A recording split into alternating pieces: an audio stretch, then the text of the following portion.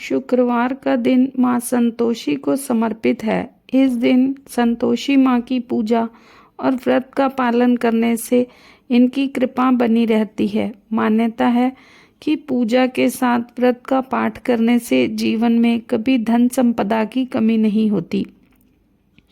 हिंदू धर्म में हर दिन किसी न किसी देवी या देवता की पूजा अर्चना की जाती है। वैसे ही शुक्रवार को माँ संतोषी की पूजा का दिन माना जाता है। जो भी व्यक्ति शुक्रवार का व्रत करता है उसे जरूर संतोषी माँ की व्रत कथा पढ़नी या सुननी चाहिए। ऐसा करने से संतोषी माँ प्रसन्न होती हैं और अपने भक्तों के सभी कष्टों से रक्षा करती हैं। संतोषी माँ की व्रत कथा।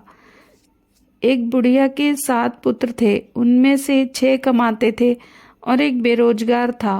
वो अपने 6 बेटों को प्रेम से खाना खिलाती और 7वें को बाद में उनकी बची हुई झूठन खिला दिया करती।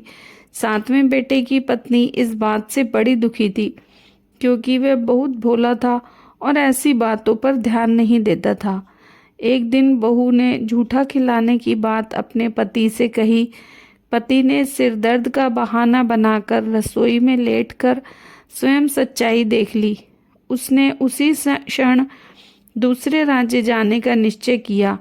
जब वह जाने लगा तो पत्नी ने उसकी निशानी मांगी। पत्नी को अंगूठी देखकर वह चल पड़ा। दूसरे राज्य पहुंचते ही उसे एक सेठ की दुकान पर काम मिल गया और जल्दी ही उसने मेहनत से अपनी जगह बना ली। इधर बेटे के घर से चले जाने पर सास ससुर बहू पर अत्याचार करने लगे। घर का सारा काम करवा के उसे लकड़ियां लाने जंगल भेजते और आने पर भूसे की रोटी और नारियल के खोल में पानी देते। इस तरह अपार कष्ट में बहू के दिन कट रहे थे। एक दिन लकड़ियां लाते समय उसने कुछ महिलाओं को संतोषी माता की पूजा करते देखा और पूजा विधि पूछी।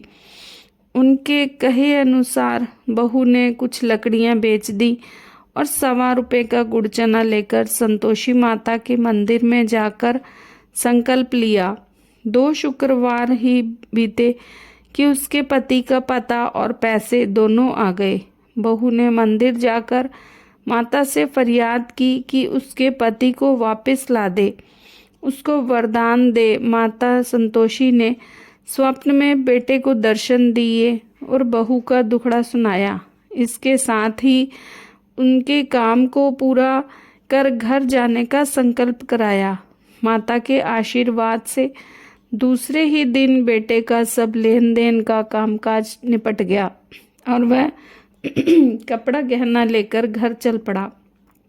वहीं बहू रोज लकड़ियां बीनकर माता जी के मंदिर में दर्शन कर अपने सुख दुख कहा करती थी। एक दिन माता ने उसे ज्ञान दिया कि आज तेरा पति लौटने वाला है। तुम नदी किनारे थोड़ी लकड़ियां रख देना और घर से देर से जाकर आंगन से ही आवाज़ लगाना कि सासू माँ लकड़ियां ले लो और भूसे की रोटी दे दो, नारियल के खोल में पानी दे दो।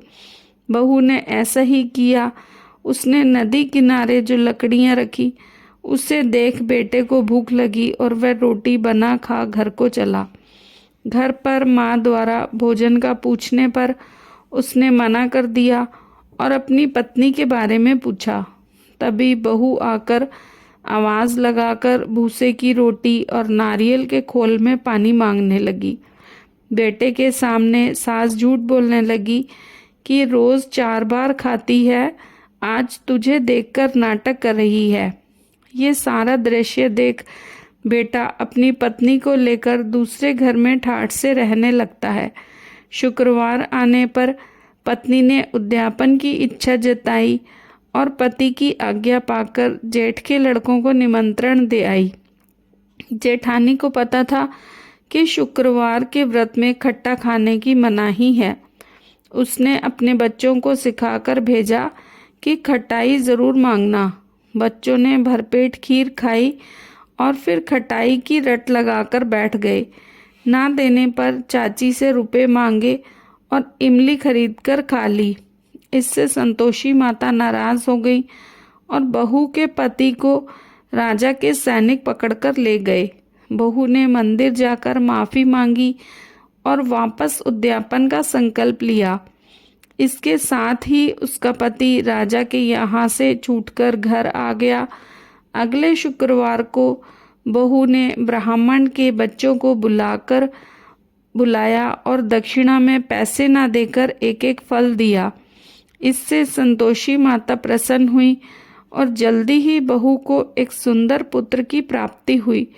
बहू को देख पूरे परिवार ने संतोषी माता का विधिवत पूजन शुरू कर दिया और अनंत सुख प्राप्त किया। बोलो संतोषी माता की जय।